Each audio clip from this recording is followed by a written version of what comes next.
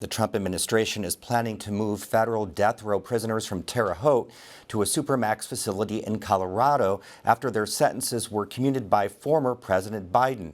But as George Hale reports, many are calling the proposed relocation of prisoners punitive. On a recent Tuesday, I rode with Reverend Bill Breeden from his home in Spencer to Terre Haute, Indiana.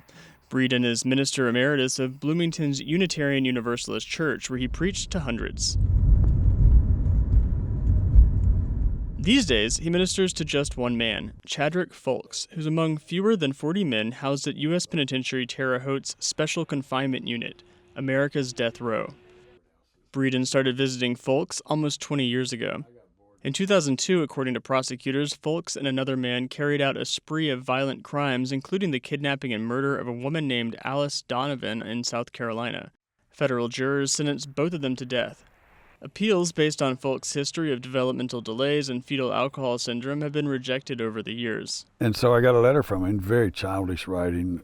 He had planned to kill himself, and he said, I want to die. And I need to talk to a minister. He said, I'm not afraid of dying, I'm afraid of going to hell.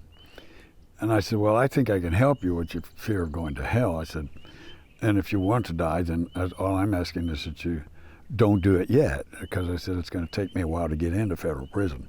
18 years later, Breeden says Folks is like a son to him. I'm his family, basically. None of his family comes to visit him. And so we've become very close over the years, and that's how I got started. Breeden says Folks has made strides in the years since arriving in Terre Haute, and he thinks his monthly visits are helping him cope with the isolation of death row. But this month's visit could be the last meeting they ever have, at least in Indiana.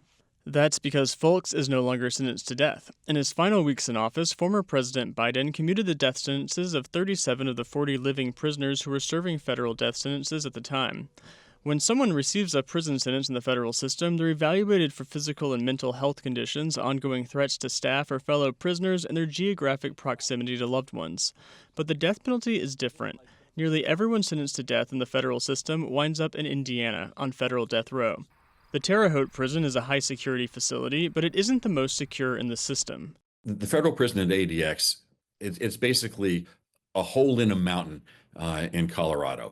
It is designed to hold those prisoners who pose the greatest national security risk and the greatest risk in a prison setting.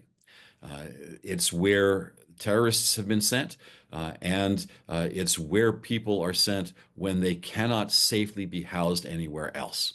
Notes taken during administrative hearings and shared with WTIU News suggest U.S. prison officials intend to move numerous prisoners formerly sentenced to death in Terre Haute to ADX in Colorado. In recent weeks, the Bureau has been holding back-to-back hearings with prisoners to evaluate them for placement at the U.S. Supermax facility. These assessments are leading to the same recommendation, ADX.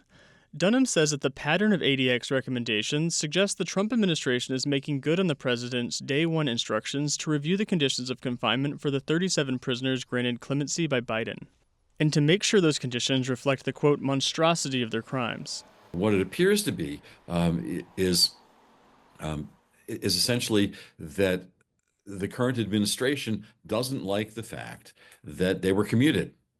And so it is taking action to subject these individuals to harsher circumstances. That's not something you're allowed to do. He says the Bureau could have previously recommended ADX for any of the individual prisoners, but never did for the vast majority receiving commutation.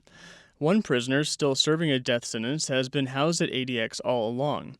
He is Dzhokhar Tsarnaev, the so-called Boston bomber, who, along with his brother, killed 3 people and injured more than 500 by setting off a homemade bomb during the 2013 Boston Marathon.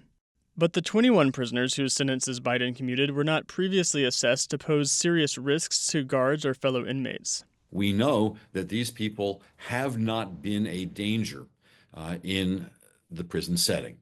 So there is no rational basis to subject them to more restrictive housing circumstances. That's what attorneys for the American Civil Liberties Union told a U.S. district judge in Washington, D.C. last month. At the end of the day, this is retaliation, plain and simple. The ACLU and other groups are suing the Federal Bureau of Prisons to stop the transfers and what they're calling sham administrative hearings.